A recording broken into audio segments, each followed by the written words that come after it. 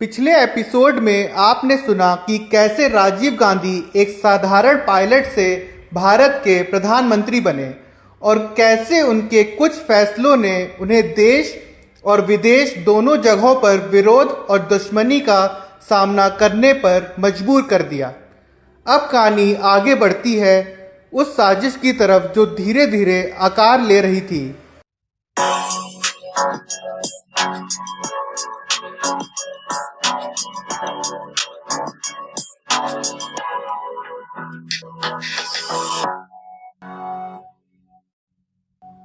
LTTE यानी liberation tigress of Tamil Ilam Sri Lanka का एक उग्रवादी संगठन था जिसका उद्देश्य एक अलग तमिल राष्ट्र बनाना था।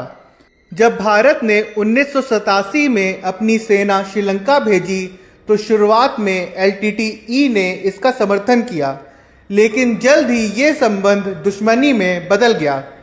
भारतीय सेना और LTTE के बीच संघर्ष शुरू हो गया। इस संघर्ष में LTTE को भारी नुकसान हुआ और उन्होंने राजीव गांधी को इसका जिम्मेदार माना। उसके लिए राजीव गांधी अब सिर्फ एक राजनीतिक नेता नहीं बल्कि एक दुश्मन थे जिसे खत्म करना जरूरी था। LTTE के प्रमुख वेलुपिल्लई प्रभाकरन ने राजीव गांधी की हत्या की योजना को मंजूरी दी। इसके बाद एक विशेष टीम तैयार की गई जिसमें आत्मघाती हमलावर को भी शामिल थे। इस मिशन को बेहद गोपनीय रखा गया। इस साजिश के लिए एक महिला को चुना गया जिसका नाम था थन्नू। असली नाम था थेन मोशी राजनथनम। उसे विशेष रूप से शिक्षित किया गया ताकि वह एक आत्मघाती हमलावर के रूप में काम कर सके। उसके शरीर पर विस्फोटक बांधे गए और उसे ये सिखाया गया कि कैसे वह लक्ष्य के करीब जाकर खुद को विस्फोटक करे। 21 मई 1991 को राजीव गांधी तमिलनाडु के श्रीपेरुम्बदूर में एक चुनावी रैली को संबोधित करने पहुंचे। यह एक सामान्य राजनीतिक कार्यक्रम था।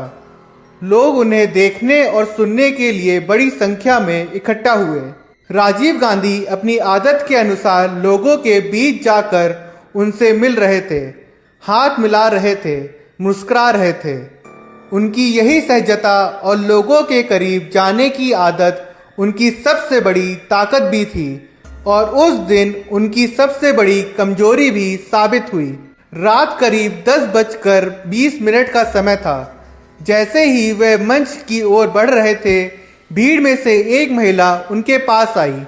उसने पारंपरिक तरीके से उनका अभिवादन किया और झुककर उनके पैर छूने की कोशिश की। उसी क्षण एक तेज धमाका हुआ। यह एक आत्मघाती हमला था। विस्फोट इतना शक्तिशाली था कि राजीव गांधी और आसपास मौजूद 11 अन्य लोग मौके में ही मारे गए। कई लोग गंभीर रूप से घायल हो गए। घटनास्थल पर अफरा तफरी मच गई। भारत ने अपने एक पूर्व प्रधानमंत्री को खो दिया था। इस घटना के बाद पूरे देश में शोक की लहर दौड़ गई।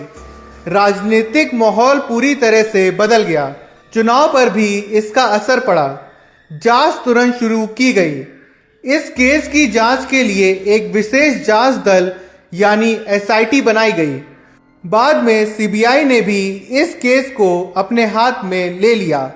जांच के दौरान कई महत्वपूर्ण सबूत मिले, जिनमें ये अहम था कि एक फोटोग्राफर का कैमरा, उस कैमरे में हमले से कुछ सेकंड पहले की तस्वीरें कैद थीं, जिसमें धनु को राजीव गांधी के पास जाते हुए देखा गया।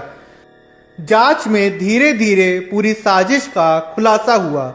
ये साबित हुआ कि इस हमले के पीछे LTTE का हाथ था। भारत में उनके सहयोगी की भी पहचान की गई। कई लोगों को गिरफ्तार किया गया। 1998 में एक विशेष अदालत ने 26 लोग को दोषी ठहराया।